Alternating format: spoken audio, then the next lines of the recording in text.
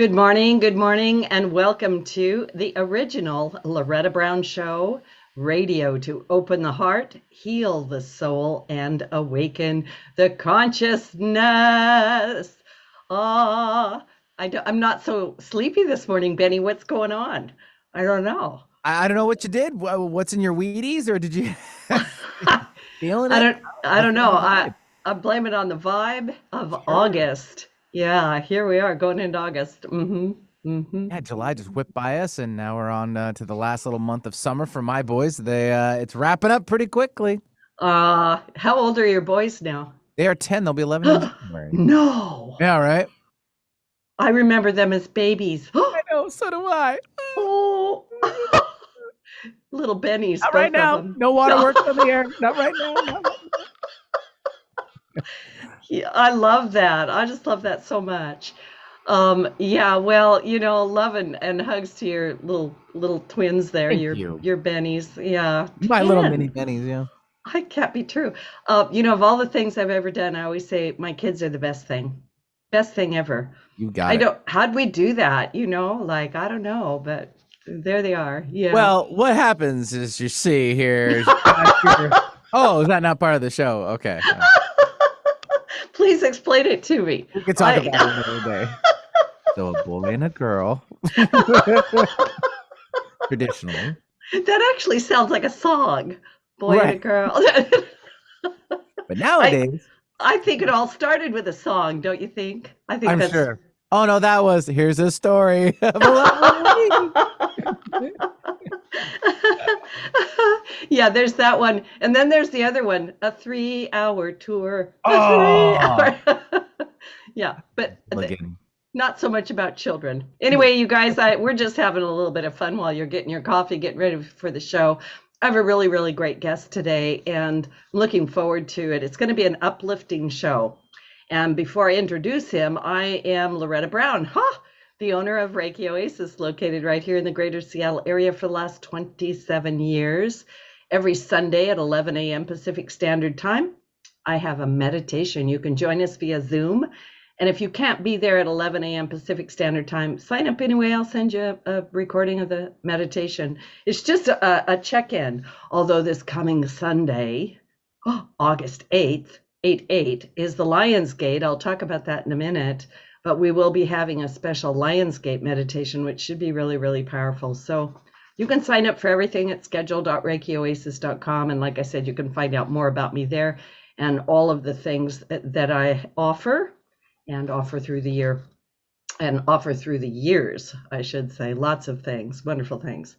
So, like I said, I would be remiss if I did not mention the powerful Lionsgate and the Leo new moon happening this coming Sunday, August 8th. On August 8th, we begin a new lunar cycle under the presence of that Lionsgate portal, which is activated due to the rising of the star Sirius, which coincides with this time of year. Sirius is considered the spiritual sun because it's the center of the Milky Way galaxy. It's a central sun. And after disappearing from our night sky, it is now getting ready to return. So it's sort of like being in the underworld. Now there's a rising of a new sun. You see a new day, a new opportunity.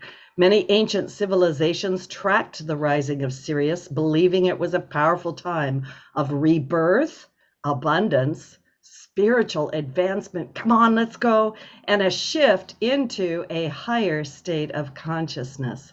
August 8th is a power date, not only because of the Lion's Gate, but also because of the numerology of 8888, which represents infinity, spiritual intelligence, and DNA activation. It's believed on this day, the high frequency energies of Sirius will be integrated into our being. And of course, it always helps to put your attention on that higher thing, right? Like you need to participate in your own spirituality, your own divinity.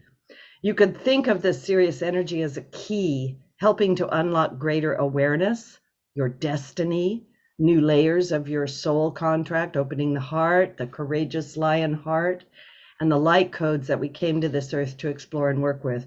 And while the Lionsgate portal happens every year, this year it is extra special because it coincides with the Leo new moon. New moons are always a time for intention setting.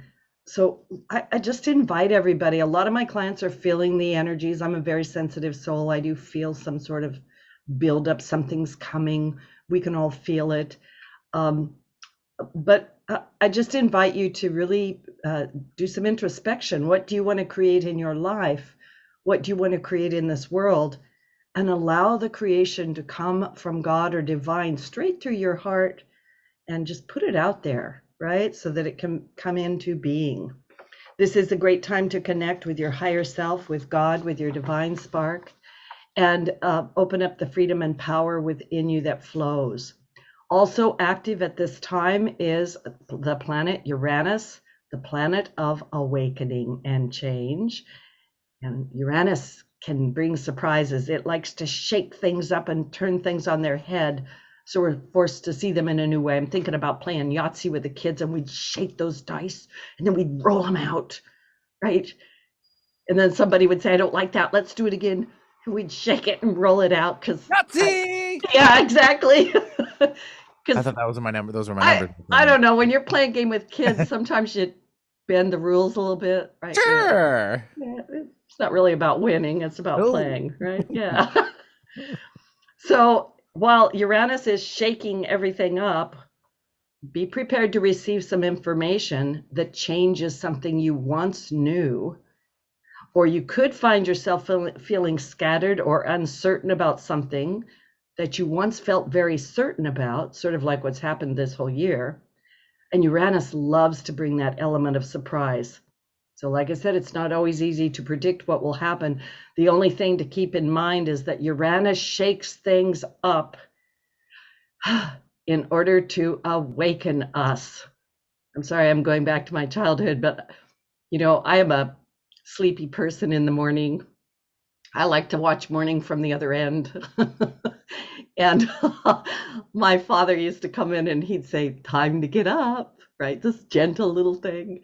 And then we always knew if we didn't get up, the next thing was that he was going to flip the light on, right? And if that didn't do it, he'd just come and take the blankets off the bed and kind of shake you a little bit. and I have to admit, I didn't come gently out of the bedroom. That explains a lot in my childhood too. My parents never had the patience to do that. They just like, get up, you gotta go. You gotta move. Anyway, by then I was up and I was a flame on fire coming out, letting people know I was alive and well. Anyway, I hope people are laughing. Don't hold it against me, please. So uncertainty is a part of life, and even though it's uncomfortable, it can be a powerful teacher to learning how to detach, stay in the present moment, and open to our full potential. And as the saying goes, when nothing is certain, anything is possible. So where can you view any uncertainty as an open field of possibility? We are in a powerful time of change. We are in the age of Aquarius, and the Leo new moon and the Lion's Gate is very heart-centered, very heart-driven, courageous energy. So stay out of the ego and work with this beautiful energy as we move forward. So, wow. Every time I put together my little astrology check-in, because like I said, I'm not a professional astrologer, I'm a hobbyist. I take a look at the guest that is on my show. And I could not have a more beautiful hearted man on my show today than Rabbi Wayne Dosick. And he is just reading about him. I can't read his bio. It would take me like an hour to read it. But he's a speaker, a spiritual guide, a healer. He's a best-selling, award-winning author of 9 critically acclaimed books, to include his latest book, Radical Loving, One God, One World, One People. Rabbi Dosick teaches and counsels about faith and spirit, ethical values, life transformations, and evolving human consciousness. And in his new book, the rabbi sends out a prophetic call to us to rediscover our spiritual roots and have the courage to become voices for radical transformation. Courage, like the Leo Lionsgate, like, come on, to remember that as children of the universe and children of God, there is much more that unites us than divides us. And that in this emerging oneness, there's possibly a promise that Earth can be Eden again. Wow. Congratulations. Welcome to the show, Rabbi Wayne Dosick. And I want to mention this as I bring you in. Your book has won big in the International Book Awards. It's amazing.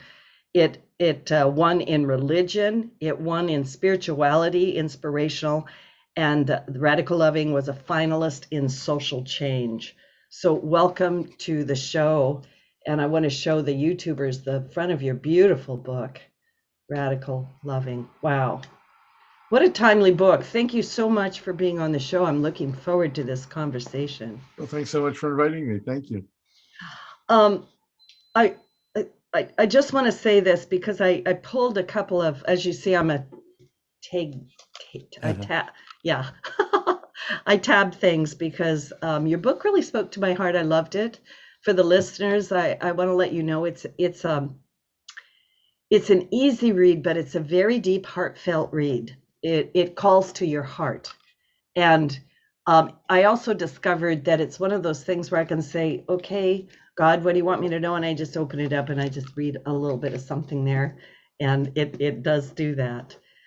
But I have been, like all year, this has been a really rough year for people. And I work a lot with people with their mental and spiritual health and all this kind of thing. And I have felt this calling from the hearts of humanity, right? Almost like they're crying, like, what's going on, you know? And in your book, there's a beautiful quote from the mystic poet Rumi, and I'm just going to start the show with it. And it says, out beyond the ideas of wrongdoing and right doing, there is a field. I will meet you there. Yeah, beautiful. What led you to write this book? And I would say why now, but there's divine timing going on. But what led you to write the book? I looked at the world and I see, first of all, it's an incredible, wonderful time to be alive. We human beings are the crowning work of creation, and we are at the pinnacle of technological and medical and scientific exploration, and we are co-creative partners with God in making a better world, in listening to you. If I may summarize very quickly, we're moving from 3D to 5D very quickly. Very quickly. That's the new world. That's the world of Eden on earth once again.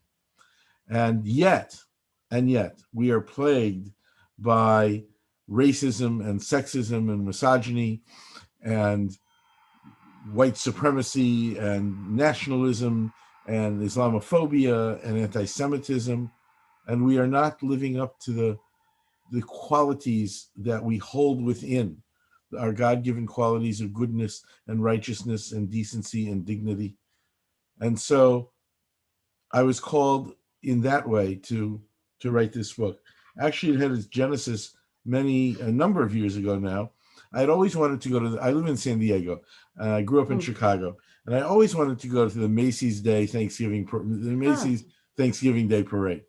So one year we had some time, so I said to Ellen, "Let's go." So we went and it's Thanksgiving, so we want a Thanksgiving dinner. So we go to a kosher deli in Manhattan, and we decided to go in between lunch and dinner. Maybe it wouldn't be so crowded.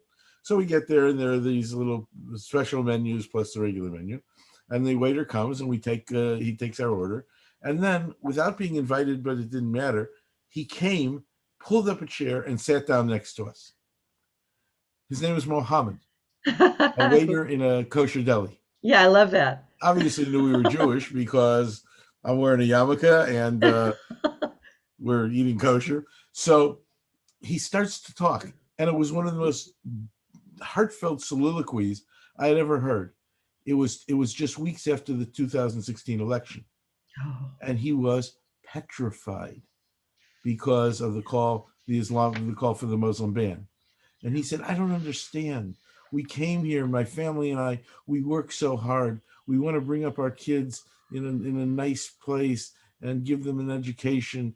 And why is this happening? Why is this happening? Yeah. And all of a sudden, and I can tell you're this kind of person too, I started getting a download. I pulled a pen out of my pocket and I said, hand me one of those menus, please. I turned it over and started writing on the back. And I kept writing and writing, and he kept bringing more and more menus. And by the time the lunch was over, I had 5 or 6 little cards filled with notes, and that was the beginning of the book. But then things Wow. changed. Mm-hmm. And in the publishing world, you have to finish a book, then you have to get an agent, and then you have to get an editor, and then you have to get a publisher, and on and on and on. And then came COVID, and the whole process was delayed 3 times. The book was supposed to be out 3 times early, 2 times earlier, 3rd time. And then I had to write an afterword based on COVID and the George Floyd issues in America. So it took a while for the book to get out. But you're right. Guidance told us, the world, the spirit told us it was perfect timing. Yeah, it was perfect timing. I also look at it like, we always have signs along the way. Like if we're paying attention, it's like, oh, there's a red flag, there's a yellow flag. It's like, pay attention. Things are starting to escalate, is what I call it. Like I sometimes call it the nudge, the feather, and the brick wall, right? It's like if you don't pay attention, boom, something's gonna get your attention. So right. The universe will keep hitting you over the head until you get it. Yeah. So there were these things going on with the barometric pressure of where we find ourselves today. You talk in the book, I mean, the chapters are short and to the point, and like I said, very much about everything that everyone's talking about. I have wondered in my own right, like what has happened to decency, or what has happened to compassion, or what is going on that I could say man's inhumanity to man, or woman's inhumanity to woman, whatever, that we're so escalated right now. Why are we here? America was founded on the notion e pluribus unum, out of many would be one. And I remember when I was growing up, America was really a front porch community. And in Chicago, where we have those front porches in front of our houses, it was literally that. And when the White Sox were playing the Yankees in a 4-game series, everybody was sitting out on the front porch with our little transistor radios listening to the game. And we had block parties and 4th of July celebrations. And my mother was a stay-at-home mother, but once in a while she would go out to a PTA meeting or a sisterhood meeting or a book club. And it didn't matter that she was gone for 2 or 3 hours, because the moment she got back, she didn't even have time to take off her coat. One of the neighbor ladies was calling on the phone saying, Roberta, do you know what Wayne did while you were away? We had mothers in every house on the street. And then a number of things happened. I'm sorry to say, since I'm such a lover of baseball, that part of it was baseball, free agency in baseball. Sure. Because it used to be that everybody knew every player, and the players were for the team and for the city. And then came free agency. I love labor unions. America was built on the back of labor unions. But here, now the players weren't for the team or the city. They were for their own statistics, to sell themselves to the next highest bidder. And then America became me. Not the common good, not the highest good, not the greatest good, but me, my selfish interests. And it also became not me, said our famous athletes. Even if my bloody shoe prints are all over the murder scene, I didn't kill my wife.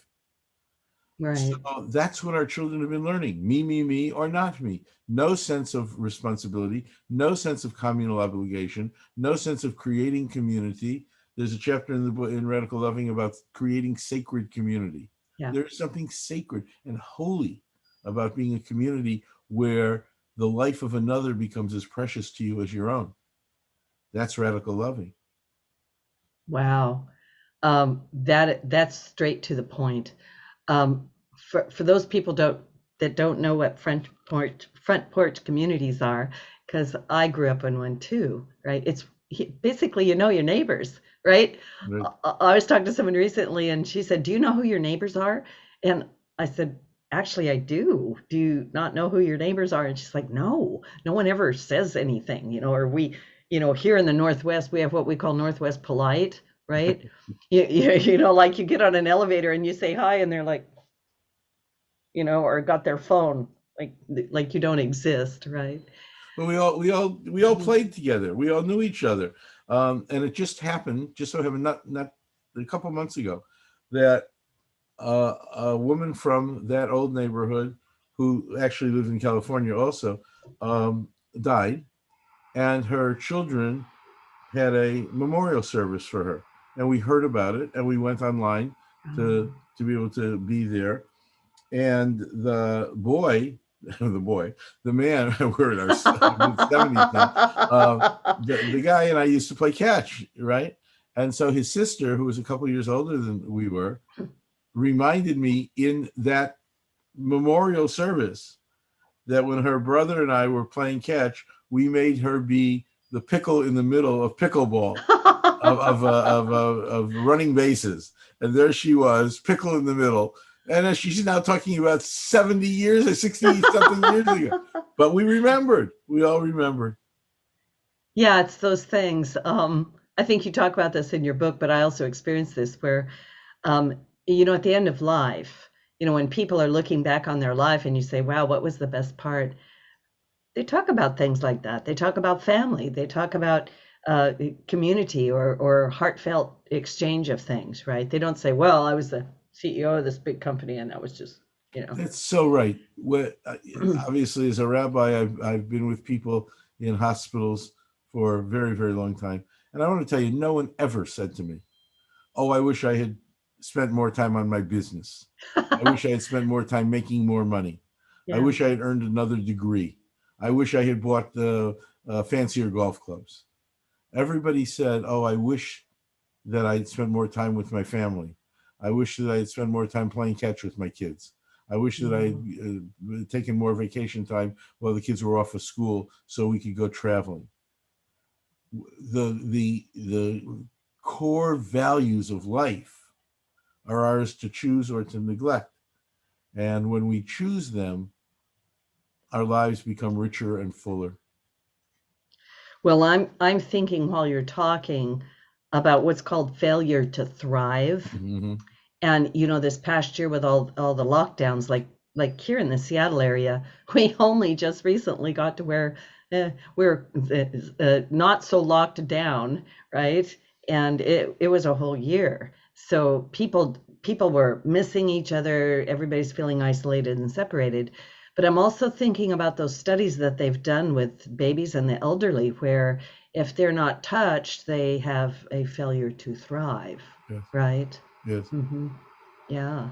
And I think that goes to our souls too, our hearts, right? Touching at that deep level, or maybe it's compassion or humanity. I mean, it's probably up for a big debate as to what that connection is. And maybe it goes back to your idea of community, of holy, sacred community. Yeah. We need each other.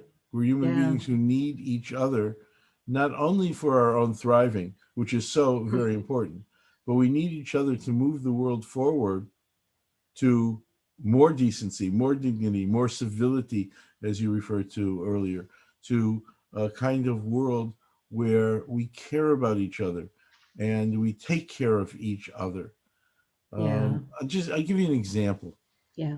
When my kids were little, we tried to follow the dictum of an ancient sage of whom it is said, anytime he went to the market, he would buy 2 packages of meat, 2 bunches of vegetables, one for himself and one for the hungry in his neighborhood.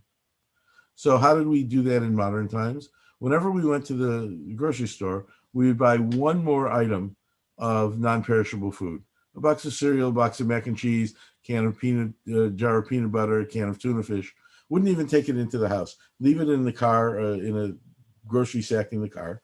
And when we had 2 or 3 sacks full, we would take it with the kids to the local food pantry.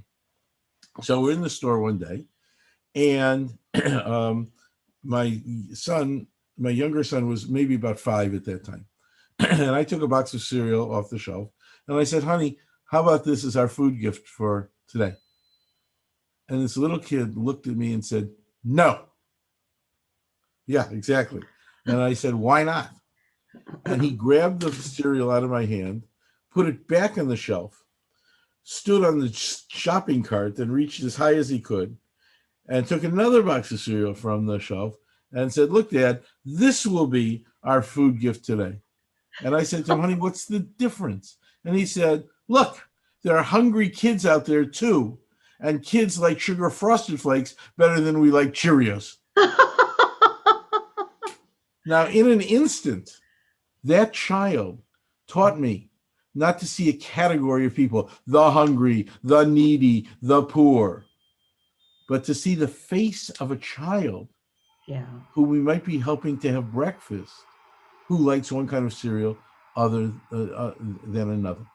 Yeah. And that's what it means to see the face of God.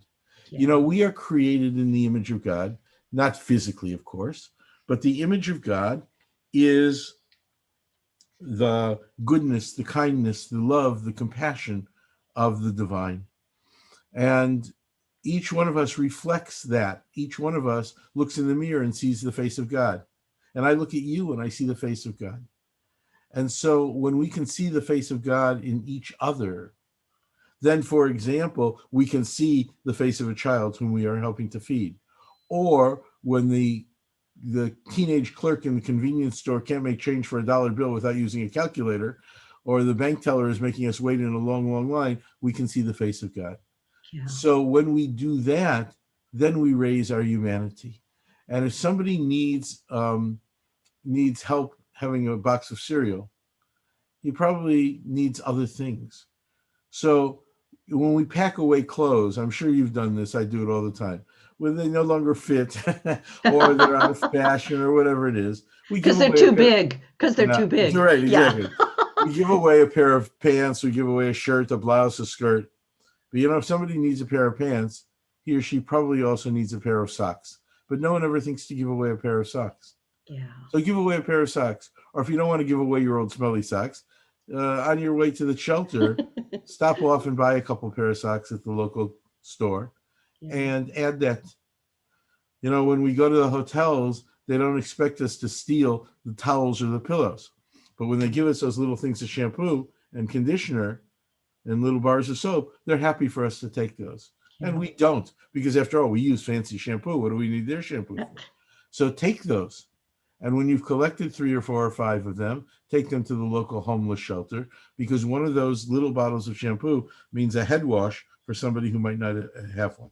That's what it means to radically love. And that's what it means to be awesomely holy, to take care of the needs of other human beings so that we raise the level of humanity for all of us. I love that. And we're going to take a little station break. What a beautiful conversation. My guest today, Rabbi Wayne Dosick, his book, Radical Loving, One God, One World, One People. And this is Loretta Brown. Don't go away. When we come back, oh yeah, we're gonna give you more goodness. I don't know if you can stand it. Yeah, we'll be back in just a moment.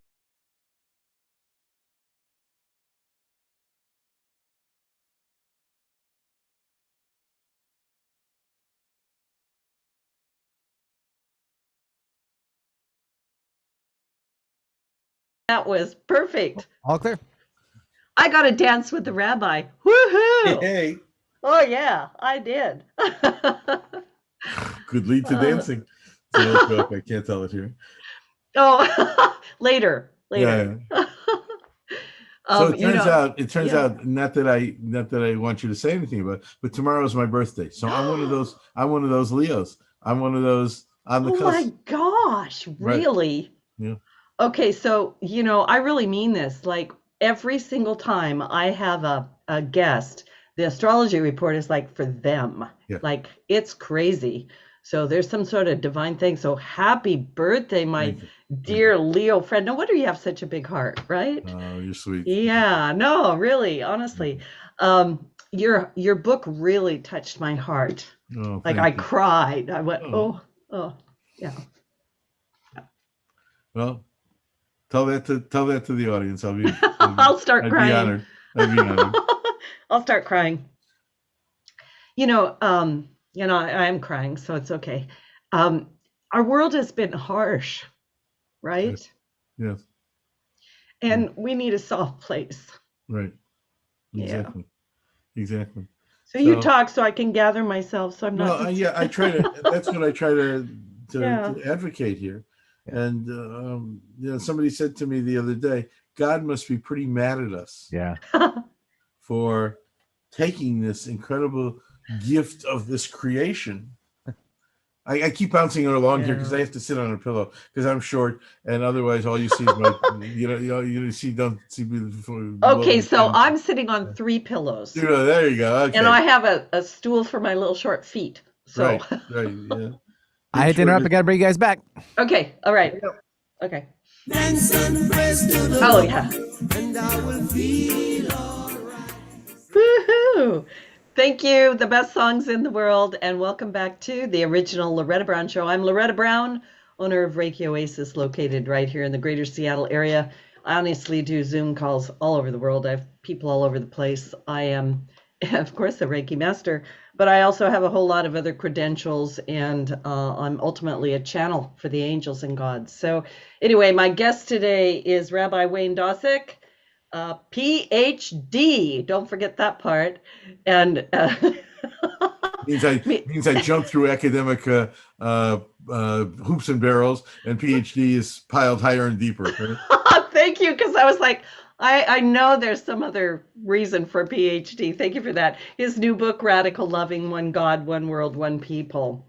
And yeah, I got emotional during the break for those of you that were watching on YouTube. I couldn't help it. What I said was, it's been so harsh.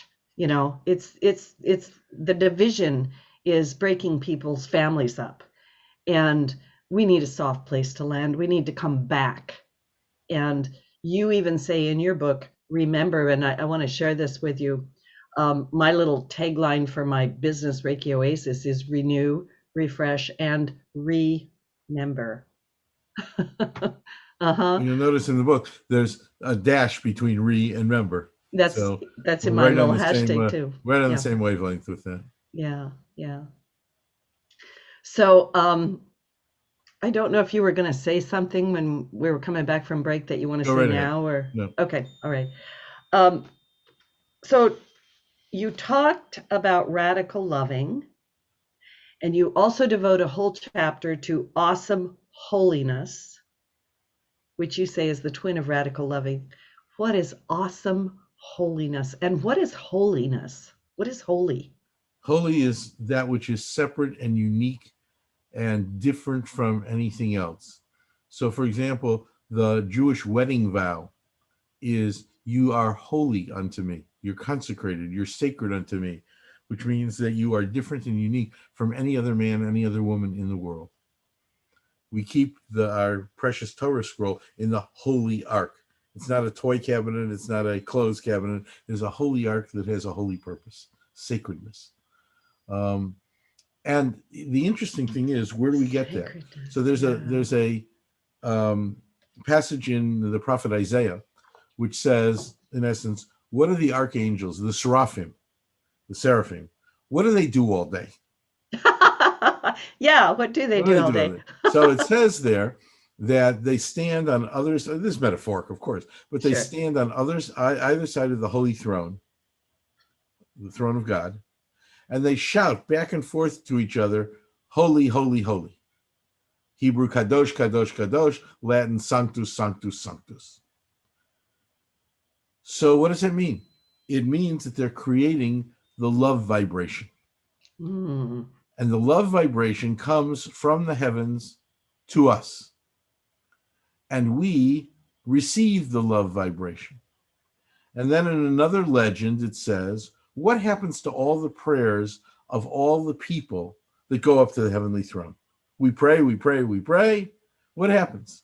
So another set of angels stands around the heavenly throne and weaves the prayers into a crown and place the crown on God's head. So we send the love vibration back to God. And it spirals around the world. If I send out hate, hate spirals back. If I send out fear, fear spirals back. Yes. And if I send out love, love spirals back. Now, you and I are old enough to remember back in 1987, the thing called the harmonic convergence. You remember? Oh, yes. We decided if we held hands and stood in circles around the world Yes. and sang songs, the world would be different. Well, singing songs is going to change the world. Holding hands is going to change the world. The world laughed at us. Yes. And yet, within a couple of years, the Soviet Union fell, the satellite countries fell, the Berlin Wall fell, blacks and whites began riding the bus together in Johannesburg, Protestant Catholics stopped shooting at each other in Northern Ireland, and Jews and Arabs once in a while sat down at a peace table.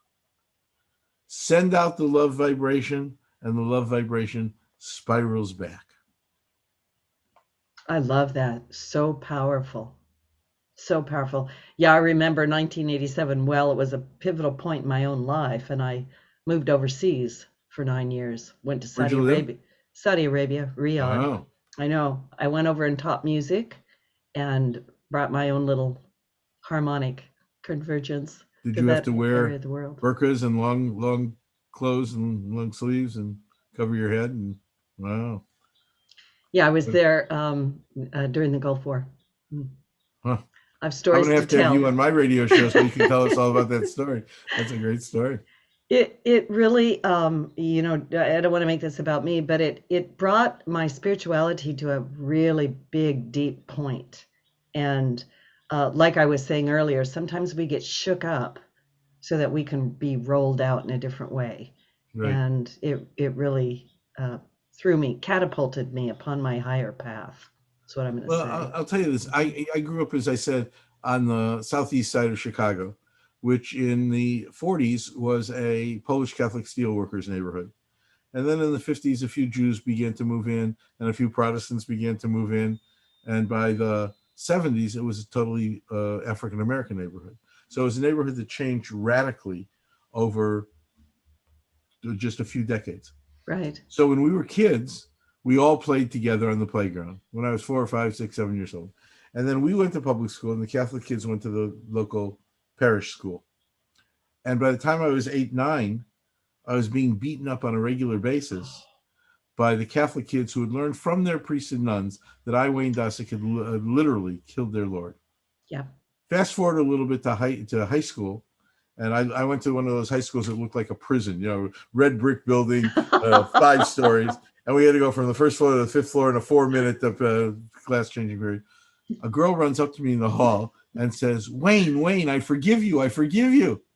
And I thought, well, there are probably some girls in this high school who don't forgive me, but she wasn't one of them. So I said, Bonnie, what is it? What is it? She said, I forgive you for killing Christ. I said, what are you talking about? That was 2,000 years ago. I didn't know him. I knew he was a good Jewish boy who made good, but I didn't know him. I wasn't there. I wouldn't kill anybody. She said, no. I just heard on my radio, that little transistor radio again, that the Pope said we could forgive the Jews for killing Christ. That was Vatican II and Pope John the 23rd. Yes. Fast forward again another couple of decades. I'm a rabbi who is a professor, a visiting professor at the University of San Diego, which is a local Catholic diocesan university, teaching the only courses in Jewish studies in the Department of Religion and Theology, invited to preach from the pulpit of the Immaculata Church, standing next to a statue of Jesus. And my closest and deepest friend is a Jesuit priest. So look at how far we've come. He didn't know a Jew until he was 21 years old, Father O'Leary. And I, as I told you, was beaten up by the Catholic kids when I was 8 and 9 years old, 7, 8, 9. So one day we're walking on campus, And we hung out a lot together. You know, we had lunch in the cafeteria, in the deli. I taught in his class. He taught in my class. Everybody knew we were friends. We went to the staff parties together. So some young man comes running up to us. Says, Father, Rabbi, can I speak with you? Of course. He said, I came here to this university and I had never met a Jew before. I'm a junior and I'd never met a Jew before. And to tell you the truth, I was a little bit prejudiced against Jews because I heard bad things about them. But if you two can be such good friends, then I guess I ought to meet some Jewish kids and make some friends. You two are a walking sermon. What a compliment. That's we beautiful. didn't go out to earn that compliment. It just happened. Well, that's how we begin to radically love and be awesomely holy. Mm-hmm. One-to-one relationships. Thank you. Mm-hmm. One-to-one relationships, knowing each other, caring about each other. Now, Father O'Leary doesn't want me to be Catholic, and I don't want him to be Jewish. But I read Hebrew scripture at his mother's funeral mass, and he read a psalm at my father's funeral. That's good. And so that's understanding. That's opening to each other. And when we can begin to do that, that is radical loving and awesome holiness.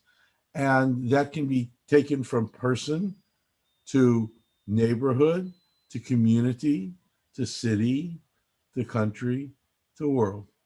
We are human beings, all of us. And here's the key to the whole thing. There is one God who created us all. The theme song of the world these days seems to be, my God's better than your God.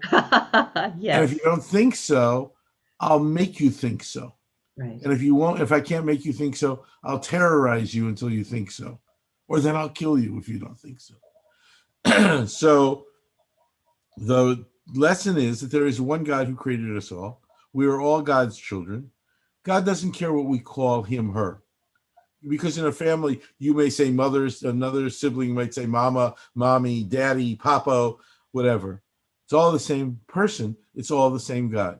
And God says, create different pathways to and from me. That's wonderful because oneness consciousness does not mean sameness.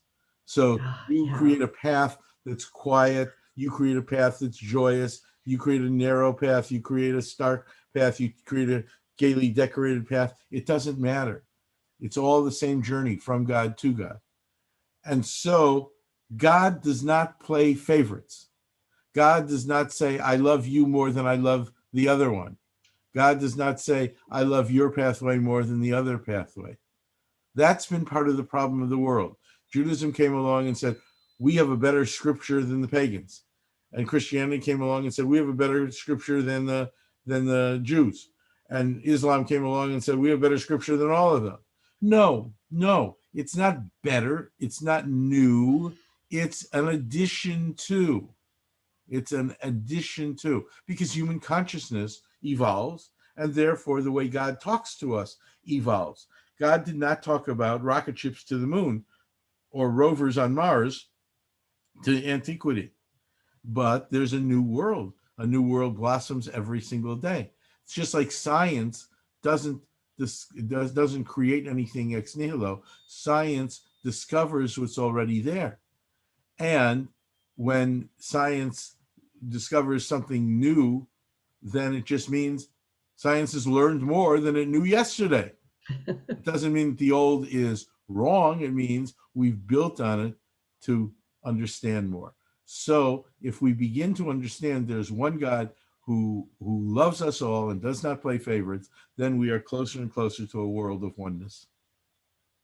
Wow, I loved so many things you just said. I was write down stuff. I wrote down oneness does not mean sameness. Right. And I actually think that people understanding that's a key component to understanding oneness, because so many people are like, no, we can't all be one, right? You know, like you say, my God's better than yours. My beliefs are better than yours. My area of the world is better than yours, you know, whatever it is. And we can have that uniqueness and still be in oneness. Yeah. And at the same time, we cannot do things in our uniqueness that are detrimental to another group or to another person. Yeah, thank you for that. Yeah. We have the whole issue right now of getting vaccinated. Hey, I got vaccinated. You got vaccinated. Benny got vaccinated. And as soon as his kids are old enough, they'll be vaccinated. And I was on a show similar to yours the other day where the host was adamantly against vaccination and told me how terrible I was and I was ruining her personal freedom and on and on. And I just said, how do I get on an airplane with you if I can't trust that you are well and going to be well? There is a responsibility to the common good. That's where civility comes back in. That's where the notion of the highest good, the best good. I wrote this book as an aspirational book. This is what we can be. Right, aspire to. And then we were smacked with reality. COVID came along. And I'll just give you one little example. America must reopen because my pizza parlor, my dry cleaning shop, my nail salon is the only way I can make a living and feed my family. That's one. America must open because I must have the freedom to go to the beach and to go to the nightclub to go dancing and drinking. Well, those are two different approaches to the same thing. Here is one for the good, the common good, and here is one for total selfishness and self-interest. COVID put right in our face. What do you choose?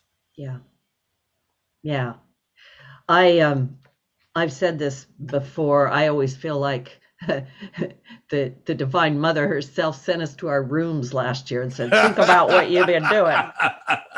I used to get told, go to your room until you can come out and be a nice person. I'd be like, right. Where did you grow up? Pendleton, Oregon. It was nice up there, right? Well, yeah, it's beautiful there, except for pouty Loretta in her room, right? Oh, poor Loretta. And it's like, oh, right, I'll say I'm your sorry. Mommy always loved you. It's okay. Yeah, she did. She'd say, now, don't you feel better? Yeah. No. Yeah, I do. Right, shake your head. But, you're saying something really powerful there. And I also say this to many, many people. We are getting stuck on what is dividing us. We've somehow turned everything into a political agenda. This to me is a spiritual agenda. This is a divine agenda that takes us to an upper room or a higher level of looking at things. And if we're just going to keep picking and picking and picking at each other and saying me, me, me, it's got to be me, me, me, we're missing the boat of this sacredness or this holy community of planet Earth. And we're actually going to destroy ourselves is what I'm like, look, we've got to figure this out. And I just want to say to the listening audience that your book, Radical Loving, really brings to the forefront, and it's kind of a personal journey through the book, although it like I say, you have such a beautiful way of like you seeing the face of God in everyone. And actually I do that too. I can never forget that the person I'm talking to is a person, and they're a human, and they're suffering, and they're the center of their universe, and they have good things and bad things, right? And it's like, I don't know, I sometimes think about, the Bible, it talks about those people in hell, and it's like, can I just put a drop of water on my tongue? Just a drop of water. And I feel like the water bearer sometimes, like, here, just take a little drink of water, restore yourself, bring yourself back to who you know yourself to truly be. You're better than this, right?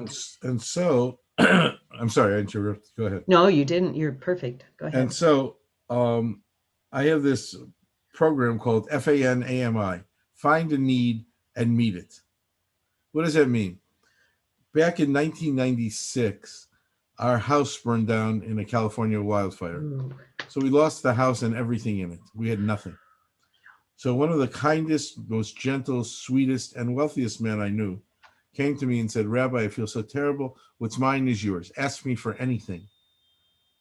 So what was I going to say? take me out to dinner, buy me a suit, build me a house. What can I say to this man?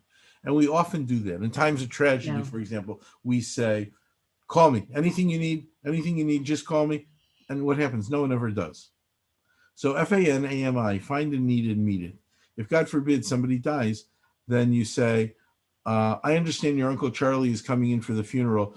Give me his plane information. I'll go to the airport and pick him up for you. Is your good suit still at the cleaners? Give me the ticket. I'll go pick up your suit for you. Don't worry about the kids tonight. I'll take them out for pizza and a movie. That's finding a need and meeting it directly.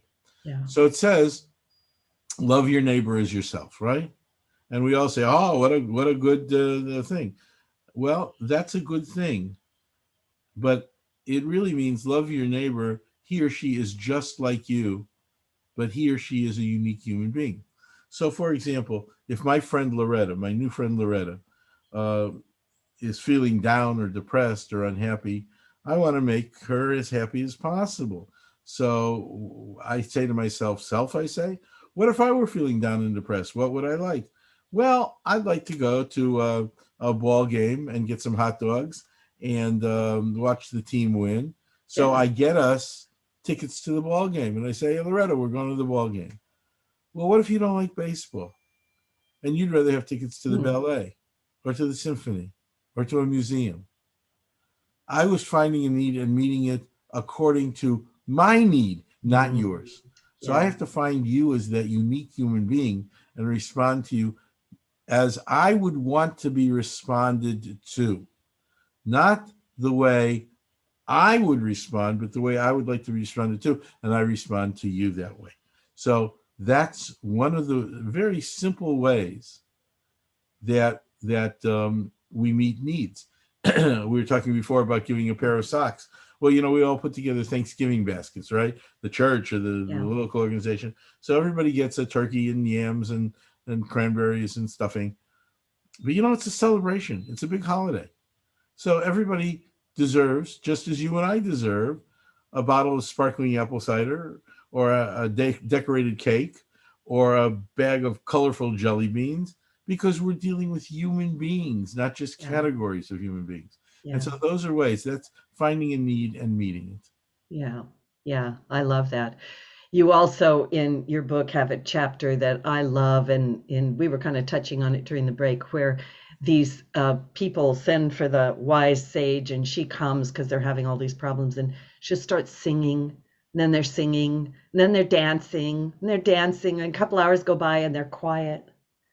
And then she says something like, I hope I've answered all your questions. Exactly. Right? Exactly. Great story. So we made, because chanting is so important, we made an album to go along with the book. Oh, I love that. And so if you go to the website, radicallovingbook.com, you can listen. There are 21 chants here. You can listen to, I think, 3 or 4 of them, as we used to say in the old South Side of Chicago, free for nothing.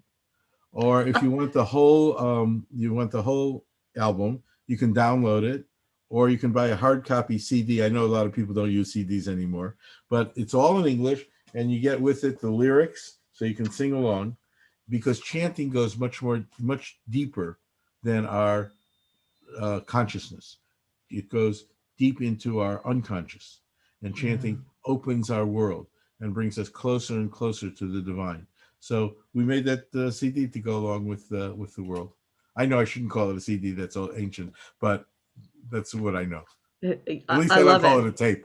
Right? I love it. I love it. Chanting. Yeah, I actually practice chanting. I love music. I'm a professional musician, but I think everybody should be singing and dancing and laughing every single day. So I'll give you an example. One of the songs, so they're all very simple little chants to sing.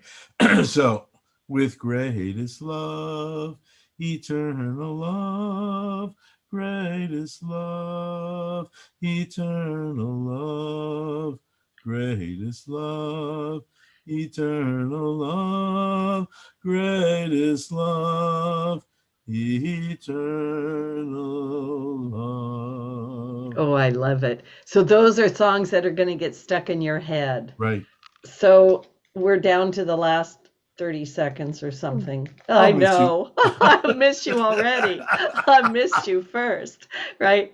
And my guest today has been Rabbi Wayne Dosick, PhD, his beautiful book, Radical Loving, One God, One World, One People. And you can get the chanting via CD or download also. And where can they find you? And your book's probably on all the booksellers. And all the major booksellers, the CDs there as well on Amazon and others.